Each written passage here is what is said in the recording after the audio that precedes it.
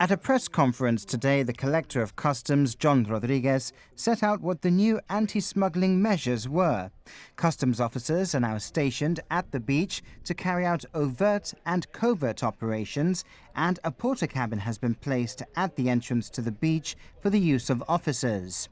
We were then taken to the frontier fence, which has been reinforced with extra strands of barbed wire extending out to sea and hardened fences placed in parallel to the wire. Just a week ago, GBC was at Western Beach and was able to capture tobacco smuggling on camera.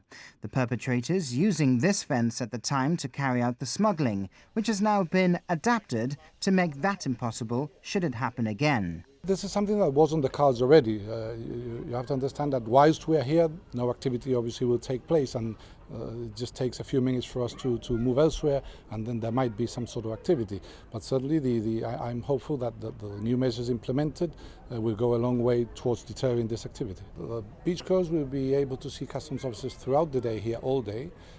It's not only the visible customs officers, we also got deployed covert teams as well, to great effect. You will recall that only last week we seized 40,000 cigarettes, we seized a vehicle, we arrested 5 persons, and this is an ongoing presence, an ongoing matter. Not only here, also at Eastern Beach, also in other locations, to great effect. I mean, there was a recruitment drive some time back, and the numbers speak for themselves, the seizures, the volumes speak for themselves, so I think we're doing a pretty good job. Additionally, a bill has been published today in the Gibraltar Gazette to be laid before the next session of Parliament to extend the powers of search without a warrant to premises licensed under the Tobacco Act. Additional provisions will be introduced, making it an offence to assault, resist or obstruct officers, as well as the offence of giving false information by signing any document in respect of import or sales of tobacco. So the first major legislative change is that we will now have free access to any licensed wholesaler and retailer. So that means that customs officers will be able to go into the premises and check whether they are in compliance with the legislation, with the Tobacco Act, and with any other conditions that myself, the collector, might impose.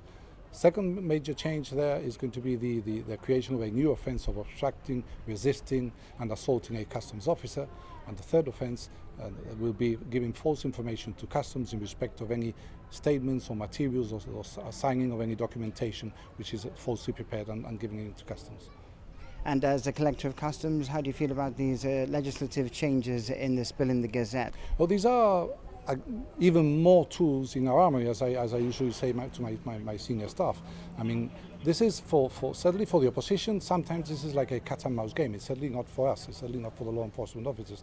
So they're out there looking for the gaps, and we are out here to close those gaps. And as soon as we identify those gaps, it is my duty to speak to the government, and the government is obviously is in a matter of days has published this new bill, and that will become law very shortly, which will be, as I say, a further tool in our armory. The Chief Minister today said the government would work with customs to continue to support their efforts in controlling the illicit trade in tobacco. He added this meant giving them the resources necessary and the legislative powers necessary when they seek that the government should provide them with greater powers.